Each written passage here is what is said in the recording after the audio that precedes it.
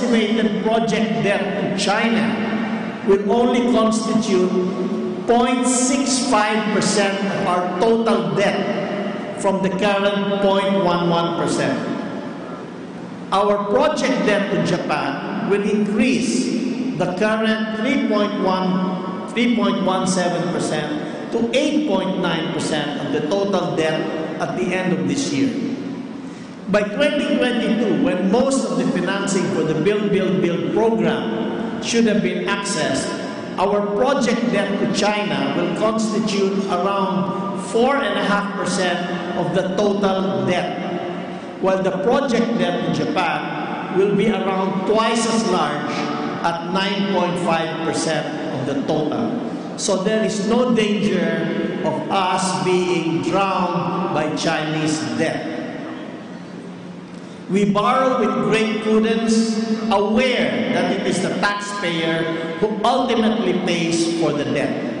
We always keep in mind that the money we borrow comes from the taxes dutifully paid by the people of the countries that have continued to generously support us. Thus, we take care that the funds we borrow are wisely used and produce sufficient economic benefits to make the debt service easier down the road. Japan and China have committed to fund some of the 75 priority projects of the Duterte administration. President Rodrigo Duterte is expected to lead the inauguration of the country's very first Eco Airport on Tuesday, November 27. The Department of Transportation made the announcement about the launch of the Bohol-Panglao International Airport in a statement on Monday, November 26. According to the DOTR, the construction of the airport on a 220-hectare lot in Panglao was in cooperation with the government of Japan and made possible by funding support from the Japan International Cooperation Agency, or JICA. The project cost 8.9 billion pesos. The new airport is set to be the country's first eco airport, taking pride with its complete airport facilities that feature green and sustainable structures, such as solar panels and motion sensor lighting, among the others, the DOTR said. It added that the airport, which will be open to international flights on November 28, can accommodate as many as 2 million passengers a year, more than double the annual 800,000 passenger capacity of Tagbilaran Airport. Apart from Duterte, DOTR Secretary Arthur Togade, Civil Aviation Authority of the Philippines Director General Captain Jim Sidionco, Bohol Governor Edgar Chato, Tourism Secretary Bernadette Romulo Puyat, and National Economic Development Authority Chief Ernesto Pernia are expected to grace the launch.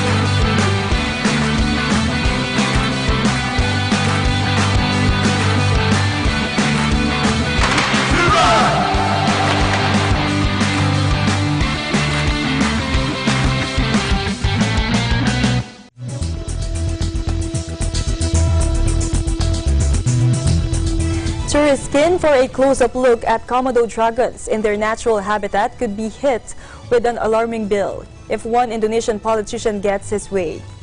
The governor of East Nusa Tenggara province, home to the world's biggest lizard, has proposed charging visitors $500 to see the endangered species, about 50 times the current entrance fee for foreign tourists at Komodo National Park. And if Victor Bingtilu La Escoda prevails, the park could be off limits to all but extraordinary visitors with cash to burn. The governor said this week during a speech to university administrators. Komodo dragons are very unique, but sadly they come cheap. Only people with deep pockets are allowed to see the Komodo dragons. Those who don't have the money shouldn't visit the park since it specifically caters to extraordinary people, he added. The governor, who also suggested recreational boats should be charged a $50,000 entrance fee, said he would talk with the central government which administers the national park. The provincial government and federal environment ministry did not respond to requests for comment on the proposed fee hike. High-tech Singapore is planning to roll out a swarm of drones for tasks that include delivering parcels, inspecting buildings, and providing security, but safety and privacy concerns mean the initiative may hit turbulence. Companies have already started testing the devices for commercial use, mainly in an area of over 200 hectares or 500 acres, dotted with high-rise buildings and shopping malls, specially designated by the government for the trials. It is part of the affluent city's drive to embrace technological innovation, as well as an effort to tackle a manpower shortage in a country of just 5.6 million, which relies on foreign migrant workers in many low-paying sectors. Commercial use of unmanned aerial vehicles is already taking off around the world, in areas as diverse as crop spraying and surveying for insurance claims. But Singapore's push represents a particularly ambitious bet on the technology. Singapore's Civil Aviation Authority has got behind the project, saying it recognizes the potential for drones to transform mobility and logistics, and is working with industry players as it seeks to shape regulations for the sector. Today's existing building inspection process is extremely slow, expensive, tedious, prone to accidents, fatigue, and human error, said Sean Koo, Chief Technical Officer of H3 Zoom, a unit of the firm H3 Dynamics, which is behind the test. Such inspections are typically carried out by workers from South or Southeast Asia who hang precariously outside buildings on platforms suspended by ropes. The new system will see high-resolution images taken by drones and analyzed to check for defects, with inspections taking a few days rather than a few weeks, as they do at the moment. H3 Zoom hopes to fully launch the inspections next year.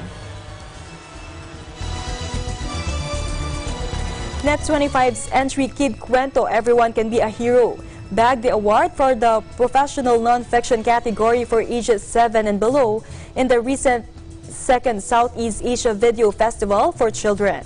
This entry from Eagle Broadcasting Corporation bested other entries from other ASEAN member countries, which participated in the International Children's Video Festival, bringing honor to the country as it not only represented EBC, but the Philippines as well. Kid Cuento is a show that focuses on teaching literacy and good values to children. In the submitted entry, teacher Sally Lopez of EBC's Net25 Kids talks about how everyone can be a hero by doing a good, being kind, and helping others. The episode also features interviews done by EBC's international correspondents from children around the world on what a hero means to them, who they consider as a hero, and how they can be a hero to others. The episode also features a special video entitled Elena that talks about a woman who is considered a hero by her family as she sacrifices so much for them as an overseas Filipino worker. The second Southeast Asia Video Festival for Children was held in the Philippines this November 22 to 24, where the highest honors for children's media in the professional and amateur categories were awarded. Other categories are those for professional non-fiction for preteens or for teens, and professional fiction categories for preteens and teens. This year's theme is Everyday Heroes. Only 2 out of the 9 finalists from the Philippines bagged awards at the prestigious Children's Video Festival. The other winning entry from the Philippines was Captain, which won under the amateur category.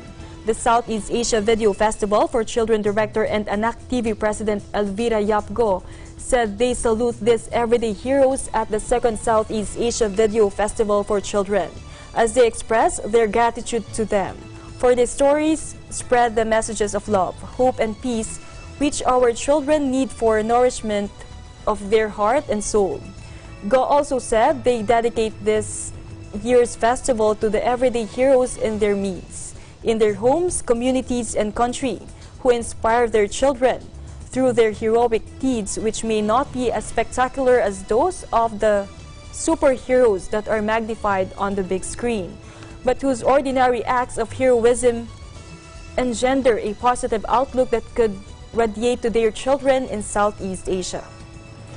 But one thing I can tell you, watching all their works, I'm very proud that I am an ASEAN.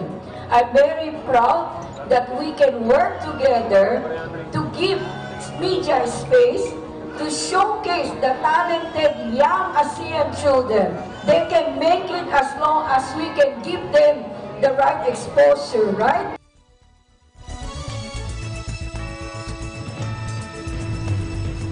And that is the latest news in the Southeast Asian nations. Stay updated about the ASEAN region. I'm Judith Romera and I'm 1 with 25.